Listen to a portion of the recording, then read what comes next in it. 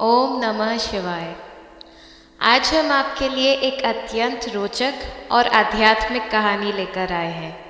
ये कहानी आपके दिल को छू लेगी और आपको नए धार्मिक ज्ञान से रूबरू कराएगी।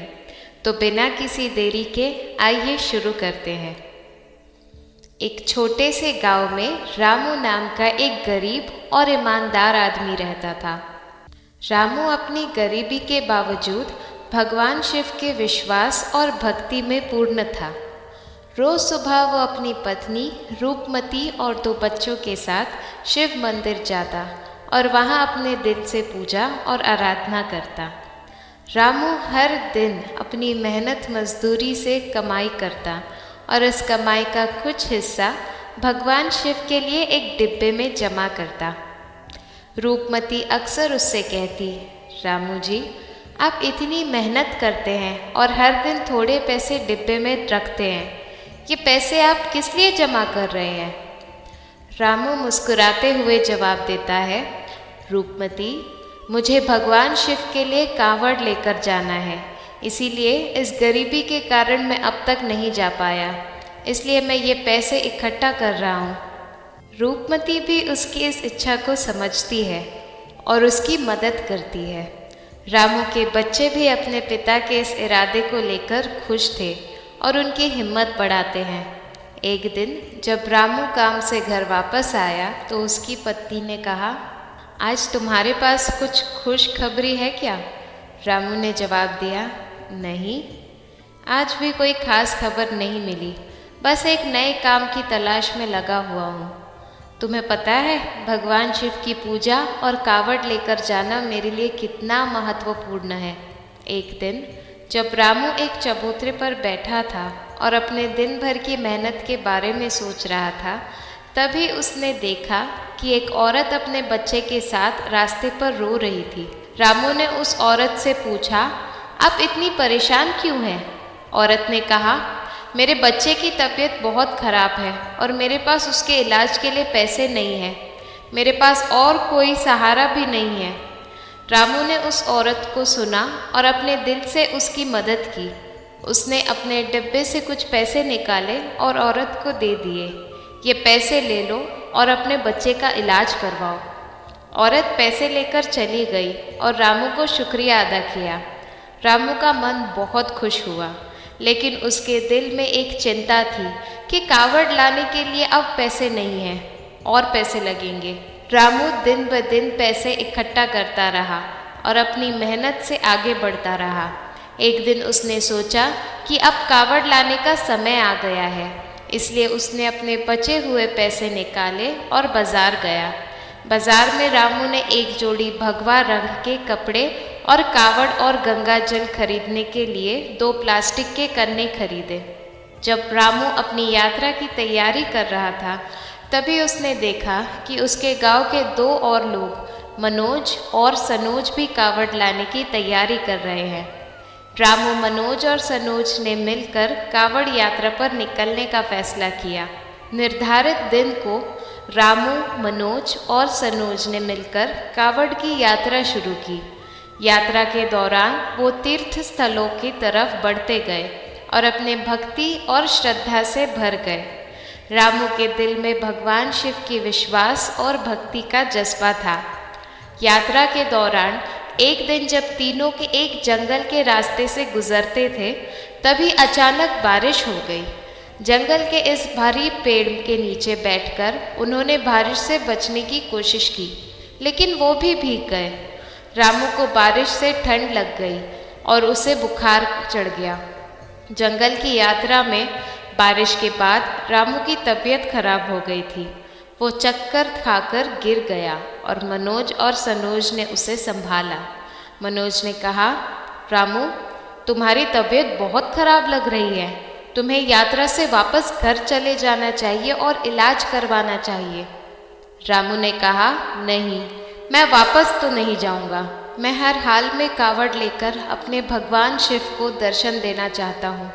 तुम दोनों अपने रास्ते जाओ, मुझे यहीं छोड़ दो, मैं बाद में आ जाऊंगा। मनोज और सनोज ने रामू को जंगल में छोड़ दिया और यात्रा के लिए आगे बढ़े।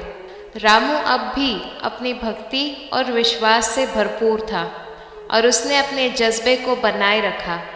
यात्रा के दौरान उसने अपनी भक्ति और तपस्या के बल पर एक नए आध्यात्मिक अनुभव को झेलना शुरू किया। रामू 2 घंटे तक बेहोश पड़ा रहा। तभी वहाँ एक डॉक्टर आया और बेहोश पड़े रामू का तपास किया। फिर डॉक्टर ने रामू को इंजेक्शन दिया। कुछ ही देर में रामू को होश आ गया और वे उठकर बैठ गया। तभी चमत्कार हुआ। डॉक्टर अचानक वहाँ से गायब हो गया और वहाँ शिवजी प्रकट हुए। साक्षात शिवजी को अपने सामने पाकर रामू नतमस्तक हो गया। हे भोलेनाथ, आपने मुझे साक्षात दर्शन देकर मेरा जीवन सफल कर दिया। मैं धन्य हो गया प्रभु, मैं धन्य हो गया। शिवजी ने कहा, रामू, तुम अपनी परीक्षा में पास हो गए हो। मैं तुम्हारी निस्वार्थ भक्ति और श्रद्धा से बहुत प्रसन्न हूँ। मेरे होते हुए तुम्हें कोई कष्ट नहीं हो सकता। मैं तुम्हें वरदान देता हूँ कि जब तक तुम जीवित रहोगे, तुम्हें और तुम्हारे परिवार को कोई कष्ट नहीं रहेगा। तुम्हारा घर धन और अन्न से भरा रहेगा। अब तुम जाओ और अपना कर्तव्य पूरा करो। मेरी कृपा सदैव तुम्हारे ऊपर बनी रहेगी। शिवजी रामू को आशीर्वाद देकर अंतर ध्यान हो गए। रामू अपनी कावड़ को कंधों पर रखकर बम बम भोले बोलते हुए खुशी खुशी गंगा जी की ओर चल पड़ा। तभी रास्ते में सन्यासी महात्मा अपने शिष्यों को उपदेश दे रहे थे। तब उनके एक शिष्य ने उनसे 3 सवाल पूछे। पहला, कौन किसके भाग्य का खाता है? दूसरा, संसार का सबसे बड़ा बलवान कौन है? और तीसरा, जो अपनी बात से मुकर जाता है उसका अंत में क्या अंजाम होता है? संत महात्मा ने कहा, तुम्हारे ये तीनों प्रश्न बहुत ही महत्वपूर्ण हैं। इनका उत्तर हर मनुष्य को जानना ज़रूरी होता है। इसलिए मैं तुम्हें एक कहानी सुनाता हूँ जिसमें तुम्हें इन तीनों प्रश्नों के जवाब मिल जाएंगे। कृपया ध्यान से सुनना। एक जंगल में एक विशाल बरगद का पेड़ था। उस पेड़ पर एक बाज पक्षी रहता था। उस बरगद से थोड़ी ही दूर एक बिल था जिसमें एक सर्प रहता था। एक दिन जैसे ही सर्प बिल से बाहर निकलने लगा, बाज पक्षी उसे देख रहा था। जब सर्प बिल से बाहर निकला तो बाज ने उस पर झपाटा मार लिया, परंतु सर्प अपने बिल से अधिक बाहर नहीं निकला था, इसलिए वो वापस बिल में चला गया। फिर थोड़ी देर बाद सर्प ने अपना मुंह बिल से बाहर निकाला और देखने लगा कि बाज वही है या कहीं और चले गया। फिर वो बाज दोबारा सर्प पर झपाटा मारने लगा, लेकिन सर्प फिर से अपने बिल में छुप गया। जैसे ही सर्प बाहर निकलने की कोशिश करता, बाज उस पर हमला करता और उसे उठा ले जाने की कोशिश करता। बाज सोच रहा था कि जब भी तू बाहर निकलेगा मैं तुझे अपना भोजन बना लूँगा। सर्प बाज से डर के बिल में छुपा रहता। जब सर्प को बिल में रहते हुए काफ़ी समय हो गया तो उसने सोचा कि अगर राजा प्रताप सिंह आ जाए तो वे दूसरों के कष्टों का हरण करते हैं और वही मुझे इस संकट से बचा सकते हैं। सर्प राजा प्रताप सिंह को याद करते हुए बिल में छुपा रहता है। जो भी उस रास्ते से गुजरता, सर्प उससे कहता, भाई मेरी बात राजा प्रताप सिंह तक पहुंचा दो या मुझे उनसे मिलवा दो, मैं जीवन भर एहसानमंद रहूँगा। फिर एक दिन राजा प्रताप सिंह, जो दूसरों के दुखों को दूर करते थे, वहाँ से गुजर रहे थे। वे जंगल में जा रहे थे और उसी रास्ते से गुजरे। तभी सर्प को पता चला कि कोई उस रास्ते से जा रहा है। सर्प अपने बिल के अंदर से ही कहने लगा, भाई कोई मुझे राजा प्रताप सिंह से मिलवा दो तो मैं उसे उसका जीवन भर एहसानमंद रहूँगा। जब राजा प्रताप सिंह ने ये सुना तो उन्होंने पूछा, क्यों भाई, आपको राजा प्रताप सिंह से क्यों काम है? सर्प ने जवाब दिया, देखो भाई, राजा प्रताप सिंह दूसरों के दुख दूर करते हैं और मैं बहुत दिनों से इस बिल में पड़ा हुआ हूँ। मैं बहुत दुखी हूँ। अगर मैं इस बिल से बाहर निकलता हूँ तो इस पेड़ पर एक बाज का निवास है। वो बाज मुझे तुरंत हमला करता है, इसीलिए मैं इस बिल से बाहर नहीं निकलता और मुझे कुछ खाने को भी नहीं मिलता। मैं इस बिल में पड़ा हुआ हूँ और इसी तरह अपने जीवन व्यतीत कर रहा हूँ। राजा प्रताप सिंह कहने लगे, हे सर्पराज, मैं ही राजा प्रताप सिंह हूँ, बताओ तुम्हारे कष्ट का निवारण कैसे करूँ। सर्पराज कहने लगा, हे महाराज, जैसे आपको उचित लगे वैसा ही कीजिए, लेकिन मुझे इस समस्या से छुटकारा दिलाइए, नहीं तो ये बाज एक दिन मुझे मार डालेगा। राजा प्रताप सिंह ने कहा, सर्प, अगर तुम चाहो तो मैं तुम्हें इस वन में कहीं दूर छोड़ सकता हूँ। सर्प ने उत्तर दिया, महाराज, जब आप मुझे दूर छोड़ देंगे तो ये बाज मुझे देख लेगा और फिर वहाँ जाकर बैठ जाएगा। मौका मिलते ही ये मुझे मार डालेगा। राजन, कृपया मुझे कुछ समय के लिए अपने अंदर छुपाइए। आप मुझे अपने पेट में स्थान दे दीजिए। जब इस बाज को पता नहीं चलेगा कि सर्प कहाँ गया, तब मैं आपके साथ ही वन से बहुत दूर चले जाऊंगा और आगे जाके मैं आपके पेट से बाहर निकल आऊँगा। राजा प्रताप सिंह ने कहा, ठीक है सर्पराज, आप मेरे पेट में प्रवेश कर जाएं। राजा प्रताप सिंह ने अपना मुंह खोल दिया और वह सर्प राजा प्रताप सिंह के पेट में प्रवेश कर गया और वहाँ जाकर बैठ गया।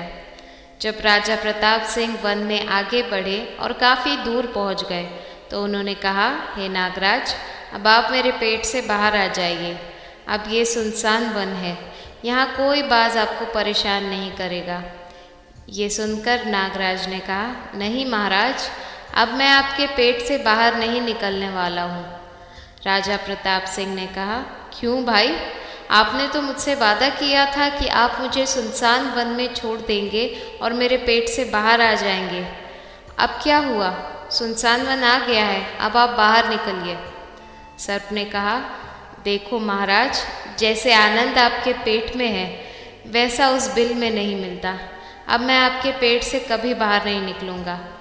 राजा प्रताप सिंह मन मन में सोचने लगे, ये तो बड़ा ही दुष्ट सर्प है, अब मैं क्या करूं? कुछ देर बाद उसके जहर का प्रभाव से महाराजा प्रताप सिंह के पूरे शरीर में पीलापन आ गया। महाराजा प्रताप सिंह के शरीर से रक्त निकल आया।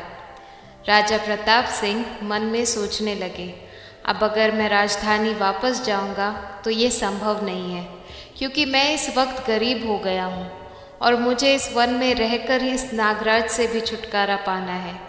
ये सोचकर महाराजा प्रताप सिंह एक पेड़ के नीचे झोपड़ी बनाकर सो गए। उनके शरीर से रक्त टपकने लगा और बदबू आने लगी, जो सर्प का जहर था।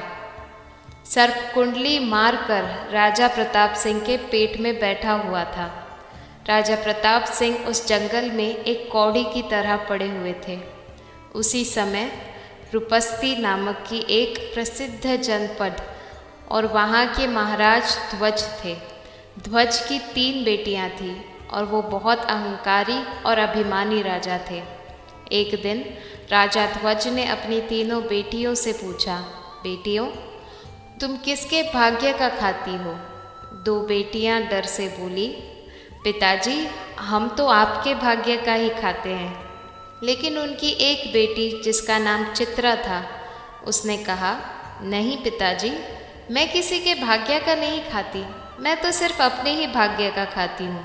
ये सुनकर राजा ध्वज को बहुत गुस्सा आया और उन्होंने तुरंत एक नाई और एक ब्राह्मण को बुलाया।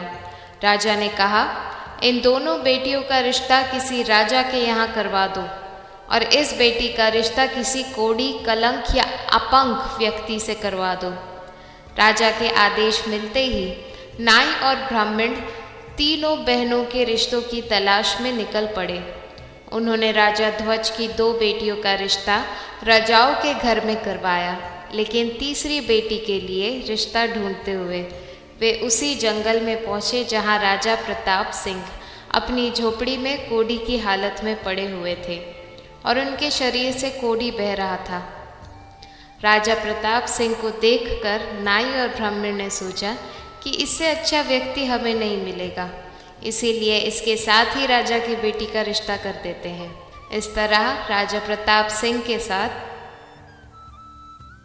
चित्रा का विवाह तय कर दिया गया।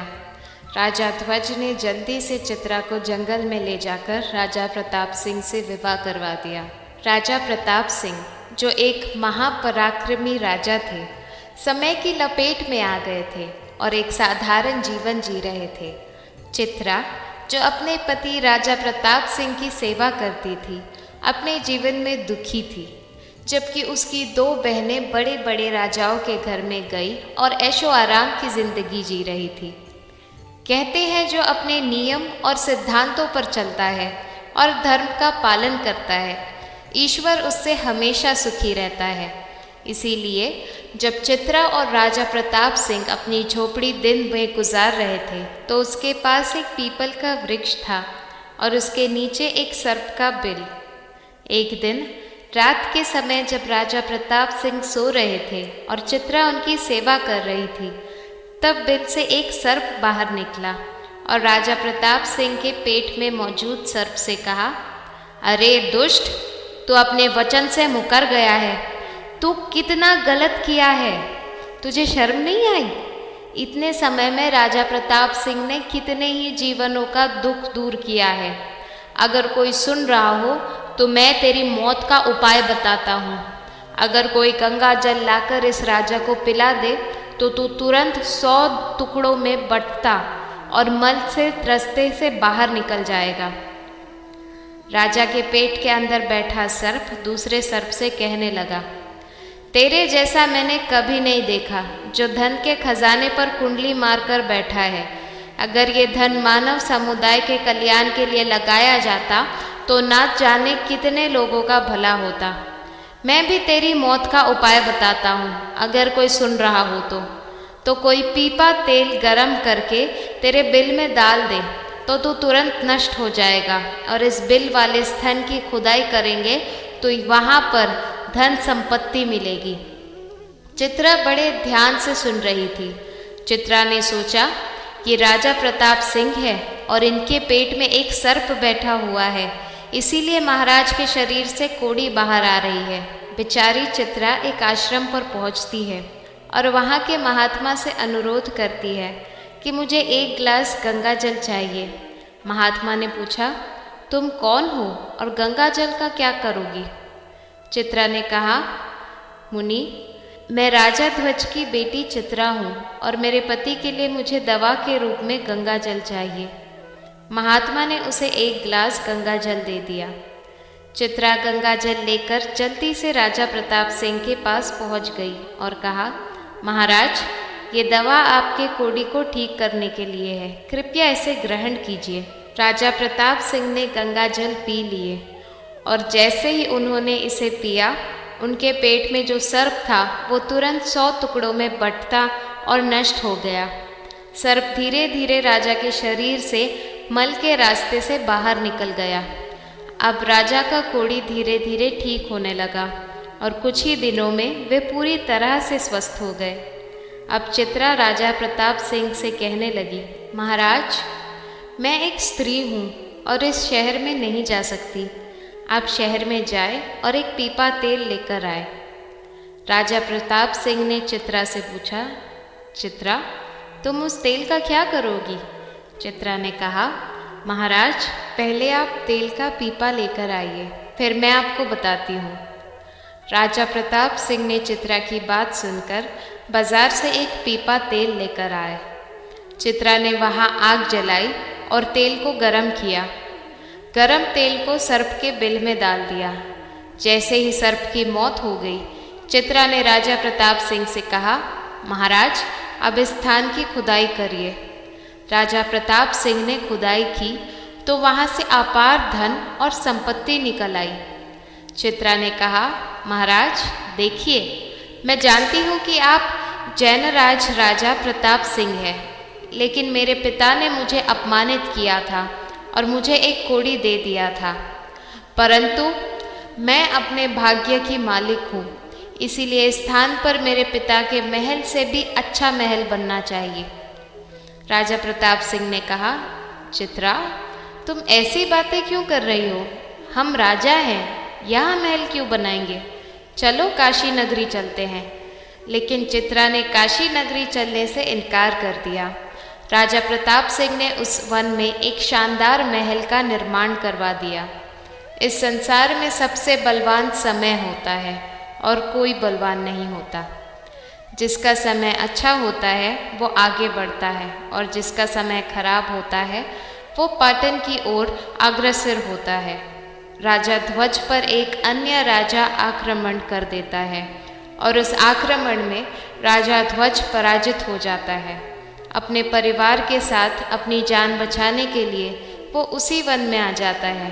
जब वन में राजा भूखा प्यासा भटक रहा था और फटे हुए वस्त्र भूख प्यास से पीड़ित था, तब राजा चित्रा और राजा प्रताप सिंह के महल के पास से गुजर रहा था। चित्रा ने अपने पिताजी को पहचान लिया। चित्रा ने अपने एक सेवक को भेजा और सेवक ने महाराज ध्वज को बुलाया, जो फटे हुए हालत में थे, बिना वस्त्रों के। ध्वज ने सोचा कि ये कौन है और हमें क्यों बुला रही है। जब राजा ध्वज उस लड़की के पास पहुँचे तो उन्होंने लड़की को पहचान लिया। चित्रा ने ध्वज से कहा, पिताजी, मैं वही चित्रा हूँ। मैं आपसे कह रही थी कि मैं अपने भाग्य का खाती हूँ। देखिए, मैं अपने ही भाग्य का खाती हूँ, आपके भाग्य का नहीं। आपने मुझे एक कोड़ी दिया था, लेकिन मेरे भाग्य में एक सम्राट लिखा था। देखिए पिताजी, मैं काशी के राजा प्रताप सिंह की पत्नी हूँ। राजा ध्वज मन में विचार करते हैं और अपनी उस लड़की से अपने अपराध के लिए क्षमा मांगते हैं। इस संसार में सबसे बड़ा बलवान समय है और हर व्यक्ति किसी दूसरे के भाग्य का नहीं खाता। हर कोई ये सोचता है कि ये मेरे भाग्य का खाता है, लेकिन असल में कोई भी किसी के भाग्य का नहीं खाता। जो खाता है वो अपने भाग्य का ही खाता है। हर दाने दाने पर खाने वाले का नाम होता है। आप ये ना सोचें कि हम किसी को खिला रहे हैं। आप किसी को खिलाने वाले कौन होते हैं? इस संसार को खिलाने वाला एक ही है और वो है भगवान शिव शंकर। जो अपने वचन से मुकर जाता है उसका अंत वही हो जाता है, जो राजा प्रताप सिंह के पेट में बैठा सर्प का हुआ था। अंततः वही विनाश का प्राप्त होता है। हमेशा सत्य की ही जीत होती है और अधार्मिक, अत्याचारी और पापियों का अंत होता है। इस प्रकार राजा प्रताप सिंह और उसकी पत्नी चित्रा ने राजा ध्वज का बड़ा स्वागत किया। राजा प्रताप सिंह महाराज ध्वज को अपने साथ काशी ले आए और बाद में राजा प्रताप सिंह ने अपनी सेना राजा के साथ भेजी और जो राजा ध्वज को पराजित किया था उसका राज्य वापस पाया। जिसकी किस्मत अच्छी होती है, जिसके कर्म अच्छे होते हैं, उसे ईश्वर कहीं ना कहीं से दे देते हैं। हम और तुम तो अपने परिवार का पालन करने में भी हिचकिचाते हैं, लेकिन इस संसार का पालन करने वाले को देखो, वो पूरे संसार के हर जीव जंतु का ध्यान रखते हैं। इस कहानी से हमें ये सीख मिलती है कि जो भगवान की सच्ची आराधना करते हैं, मुसीबत के समय भगवान उनकी सहायता करने खुद आते हैं। इसीलिए हम सभी को अपने आराध्य की सदा सच्चे मन से आराधना करनी चाहिए। इतना कहकर भगवान शिव इस कहानी को समाप्त करते हैं।